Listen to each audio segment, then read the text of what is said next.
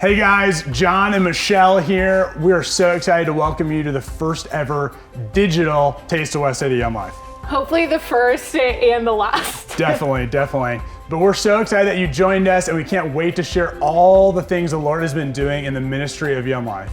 So whether you know a lot about Young Life or tonight is your first time hearing about it, here's a video to give you a sneak peek into the life of what it looks like to be a Young Life leader.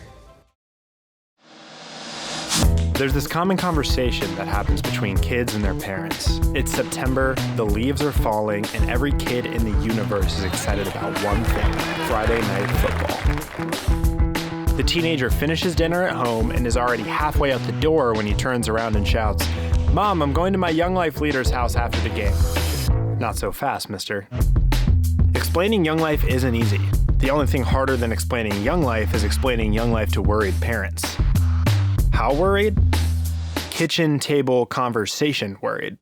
The hardest part to explain for the kid isn't the Young Life events or the Young Life camps. It's the relationship with these guys. Who are these people, and why do they spend all their time with high schoolers and middle schoolers? What's a Young Life leader? It's Monday. The leader is supposed to get up at 5:45 a.m. They end up getting up at 5:54, so no time to shower. They need to be at a school that they didn't graduate from in 20 minutes to pass out donuts. Luckily, they can drive to this school in their sleep because they've spent every Monday for months doing the same exact thing, which is why they threw away the donut holes and started using the whole thing, no pun intended. Even though no one wanted donuts and they burned through half a tank of gas, they consider the morning a success. Another quarter tank of gas later, and they are home just on time for their 8 a.m. psychology lecture. Yeah, psychology lecture. College isn't going to finish itself. Classes drag, but once they're finished, it's back up to the school that they didn't graduate from. It's Campaigners tonight, which is pretty much just a Bible study for people that wouldn't usually come to one. Moms are happy everywhere that their child's NIV is no longer collecting dust. Campaigners is a place where people can be real. It's a place where people are free to ask the questions that they've always been thinking and find out those answers. Right before they sleep, they briefly recall all the new names that they had learned that day at the school that they didn't graduate. All right, you get it. Tuesday. Sun rises. Tuesday is an almost identical day to Monday, minus the donuts and plus a basketball game. They see that student again. They laugh at one of your jokes. Let's go! On their way back home, they stop by the local sports bar and ask about fundraising opportunities. The leader needs to raise a lot of money and not a lot of time if they want all the students to go to Young Life Camp. What's Young Life Camp? It's the best week of your life, but we really don't have time to talk about that right now. Wednesday.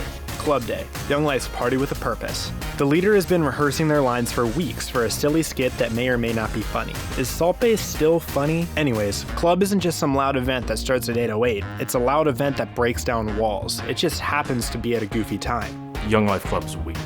Play a ton of games, listen to music, dance, talk at the end about Jesus. That one student came and had the best time while hearing about a God who loved them. No, seriously, is Salt Bae still funny, or have we moved on? Fast forward to the weekend. No one wants to see more lectures and car rides. We get it, you're in college, you do a lot of stuff. The leader has now spent a total of 5 hours and a tank and a half of gas of going to and from the school that they lead at. I fill up my gas tank every single time I'm in Finneytown. It's a quiet Sunday afternoon, the perfect time to catch up on schoolwork. Then the phone rings. It's from an unknown number, which usually means don't pick up, but for some reason, they do. It's that student. They ask to get lunch. Suddenly, homework isn't important. I'm on my way. The donuts, the basketball games, they're good things. In fact, they're great, but they're meaningless if they don't lead to something bigger. This is the heartbeat of Young Life, and it always has been. The something doesn't have to be sensational. It doesn't have to be spectacle. It doesn't have to be club, campaigners, or even Young Life Camp. The walls are already down, the teenager is already won, and the stage is already set for something. It's this: to introduce teenagers to Jesus Christ and help them grow in their faith. It looks like this. It's not just because they care, but it's because they've been transformed by God's love and feel compelled to share that in the best way they know how.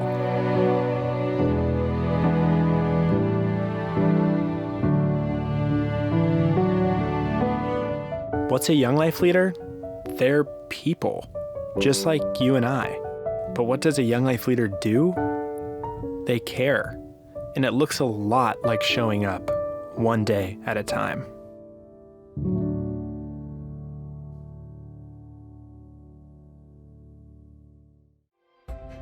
Young Life leaders are needed now more than ever. In a world that feels so dark, they're entering into lives of students and bringing them hope.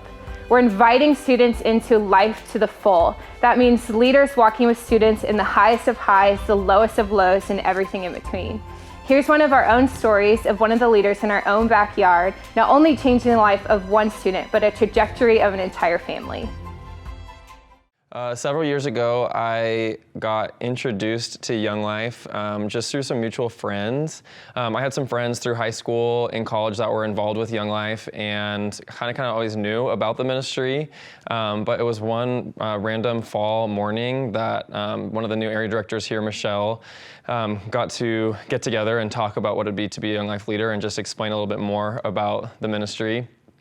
She invited to coffee. I don't drink coffee, so showed up to Rembrandt's downtown Eagle, ordered some coffee or ordered some milk and a muffin, and we got to chat about what Young Life is. And for anyone that's been, involved in Young Life, it's really hard to explain through a coffee meeting, and you really have to get into a club or house groups to really get the feel of what it is. And so that night was Paint War, which is one of our main events that we do each year, and I got to show up after volleyball practice. I'm the volleyball coach at Eagle High School, and roll up to see hundreds of students outside throwing paint back and forth at each other and just random chaos, and thought to myself, like, what is this? Like, what is happening here?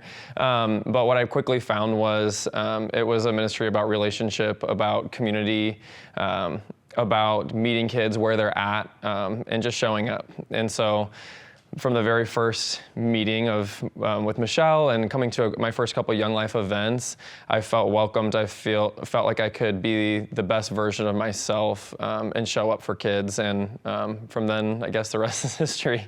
I guess from the very, from learning about what Young Life is to now, man, I thought, this is a ministry. You get to learn about Jesus, you get to introduce kids to Jesus, but it's so much more. It's relationship, like I mentioned, meeting kids where they're at, showing up, and introduce them to the gospel, and it's just been the best experience ever. I remember first meeting Declan at our first Young Life club a few weeks later. We were meeting at someone's house. We had just started our ministry at Eagle High School, meeting with students, and we had a crazy fun club, crazy games and excitement, and had the chance to connect with a couple kids after club was over, one of them being Declan, and talked about him and his friends and how they like to watch The Office. And as the volleyball coach at Eagle, I had a small little closet office upstairs at Eagle High, and that next week we all met at Eagle High School over lunch, and we called it Office in the Office. So we streamed the Office show on someone's phone and just got to connect, and it became kind of a routine that we did weekly at Eagle High School for the next couple of months, meeting these kids, and quickly just stopped watching The Office and just got to eat lunch together and hang out at school and be able to chat about life and meet them during their school day and the stresses of their day. And yeah, so I met Declan for the first time at the Young Life Club, but really got to get to know him and his friends more through high school and through able to meet up in my little volleyball office at school for lunch sometimes. I met Colin my first day of Young Life. It was actually his first day as a Young Life leader too, so I think we kind of connected over that. It was a new thing. He kind of made a joke that we look like twins, so I was kind of on board with him from the start. He was like one of the first people who I really connected with in Young Life, and who really was just like so genuinely eager to learn about who I was, and so it really translated into a great friendship that we've grown over the years. Colin was at like every cross country meet I think that I ran at, or like almost every one. He always came to the high school. He was the volleyball coach, so he always came to the high school, and we had this little thing called Office in the Office, where we'd watch The Office in his little coaching office. It's just like a tiny square office with a couch in it, but we'd all go in, and it kind of turned into just like a little Tuesday night, or Tuesday, it turned into like a Tuesday lunch kind of group, like youth group, and it was super fun. It was a great way to like escape from just like school and just kind of get our minds off of everything, but it turned into a great community.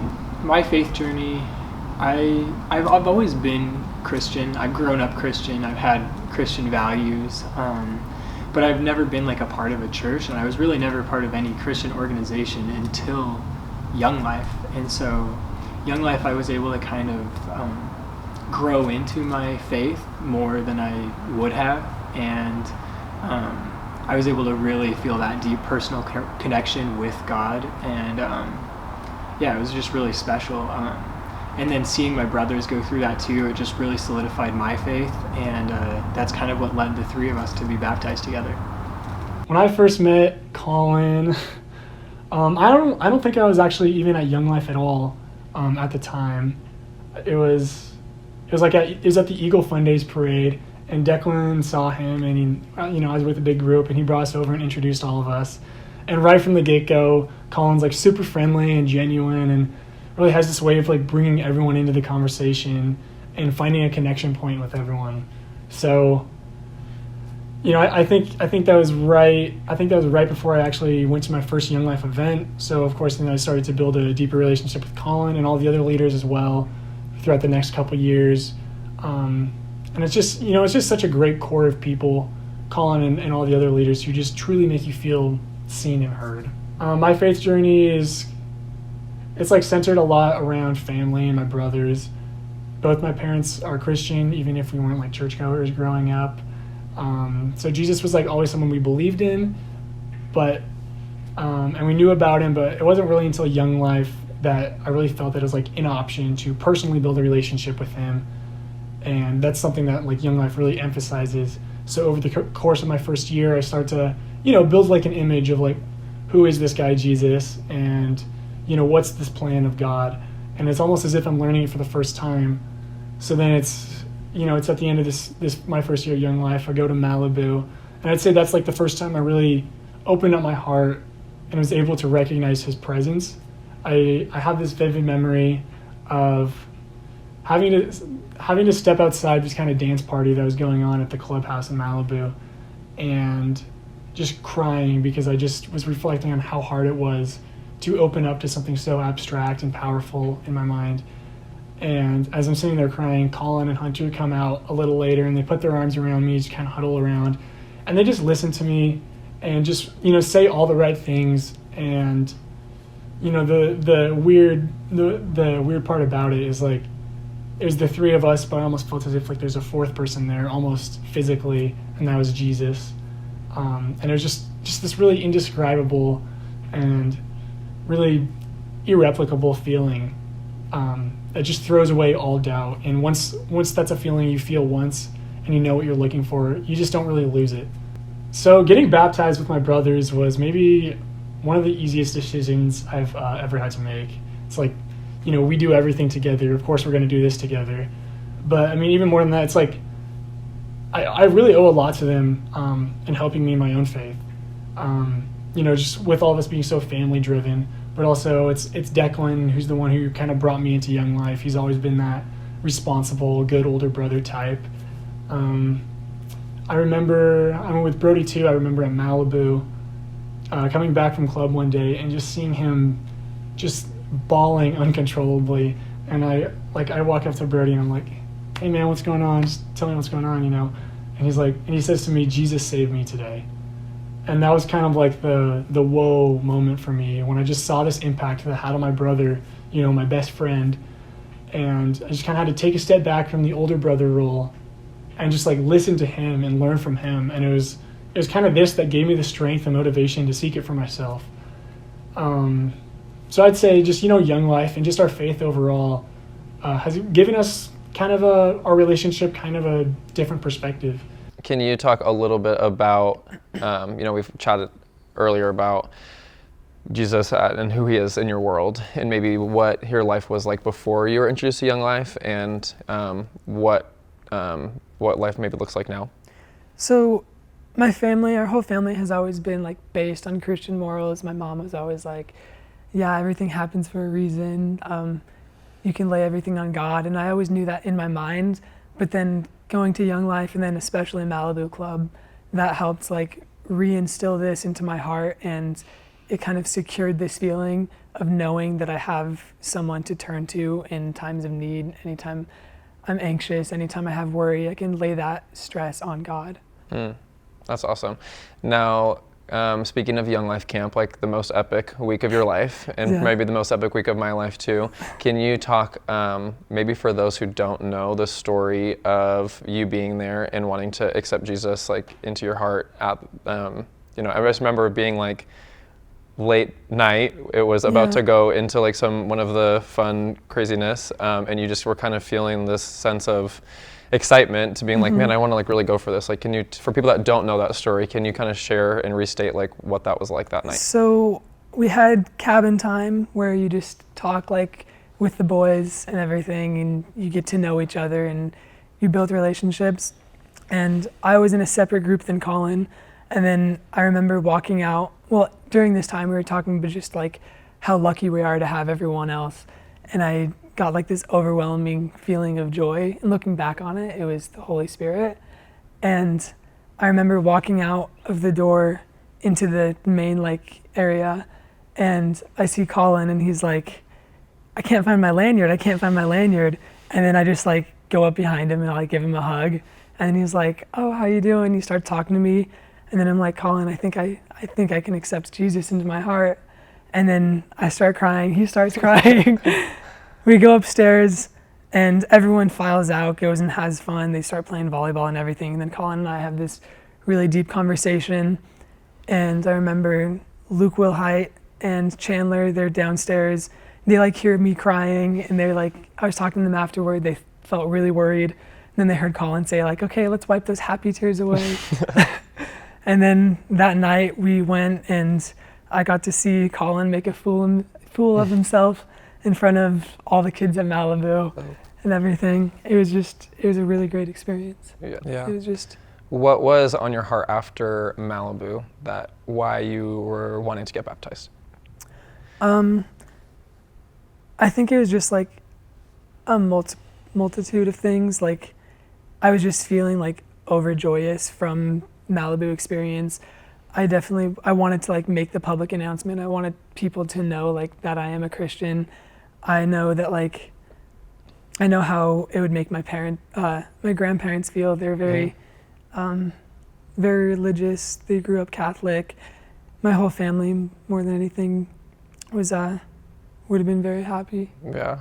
We got to be a part of a really cool baptism with your brothers, who also had the chance to come through Eagle Young Life. And tell us about that day and what that meant for you and maybe your family.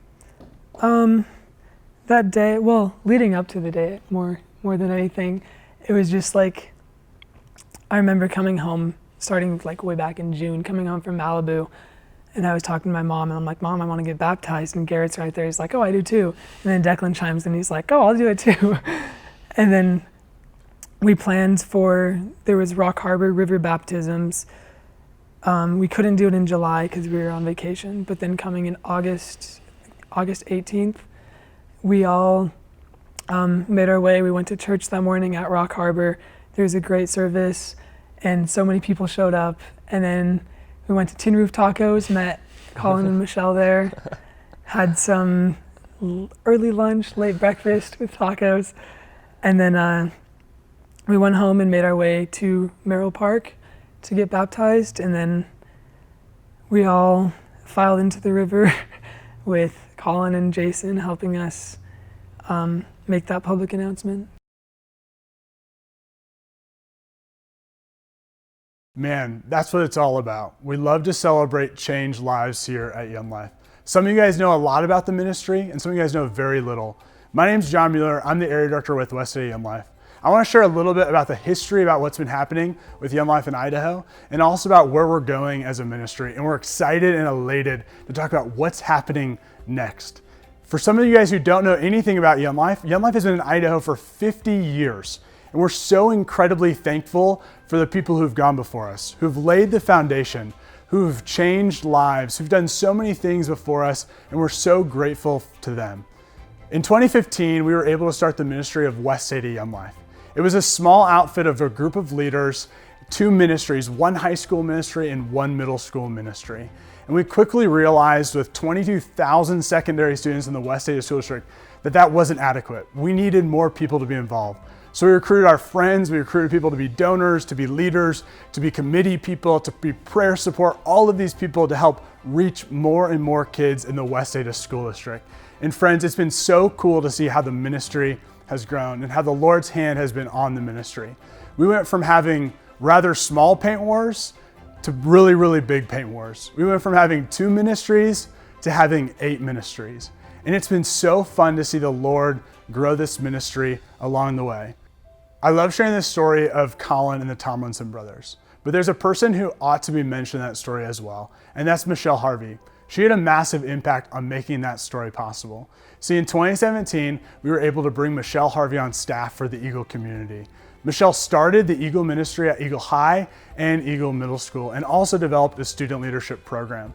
One of Michelle's tasks was recruiting Colin Hartman as a leader. She met with him and got him involved, trained him, and he was able to have an impact in the lives of the Tomlinson brothers. And so we're so thankful for that. And the only way we were able to bring Michelle on was because generous donors like yourself supported Michelle in 2017 coming on staff. We have an exciting announcement to make that we are looking to expand our staff even further. We know that this is a great need as we are starting to feel understaffed once again. Friends, tonight we get to raise money solely for the purpose of bringing on a staff person in the south part of West Ada, specifically Mountain View and Meridian. This season of Corona, we were really worried that we were going to be in a financial spot where it was going to be hard because we thought people were going to step away from giving. But in fact, people have given more money than even before, and we are at a spot now where we are able to hire on another staff person to increase the ministry and to grow the ministry on the south side of town. The goal tonight is to raise $30,000 of one-time gifts and $2,500 of new monthly donors. All of this money will go straight to the hiring on of a staff person on the south side of West Ada School District, specifically Mountain View and Meridian High School. And we're so pumped to be able to expand our staff. Friends, the other exciting thing is every dollar given tonight will be matched up to $50,000. We're so thankful for the generous donors who've given this matching fund. And we are also thankful for you for considering partnering with us in this ministry. We can't wait to see what's next.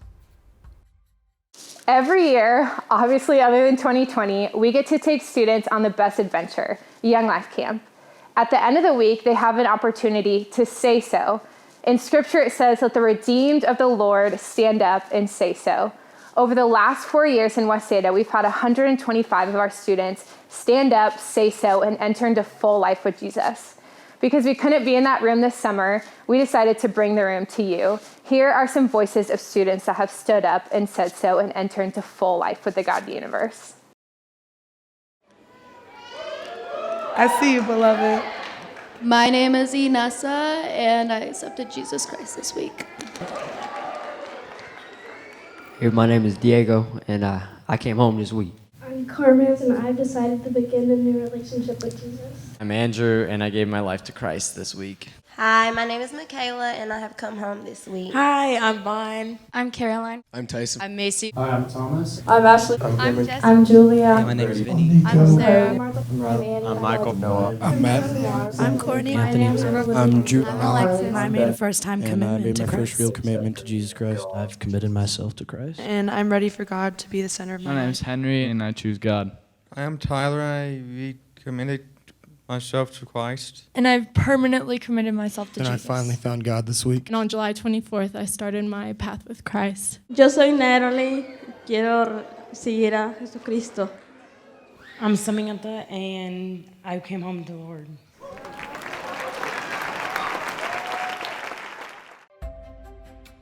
Hey guys, thanks again for tuning in. If you're watching at one of our watch parties, we would love for you to go ahead and grab the response card, make sure everyone around you has one, and go ahead and fill that out. We would love to know how to best connect with you on how to get involved with the ministry of West Ada Young Life. And if you're watching from home, go ahead and head to our website, westadayounglife.com/response. Thank you guys so much for being a part of this night with us. We are so excited to see all that God continues to do through West Ada Young Life.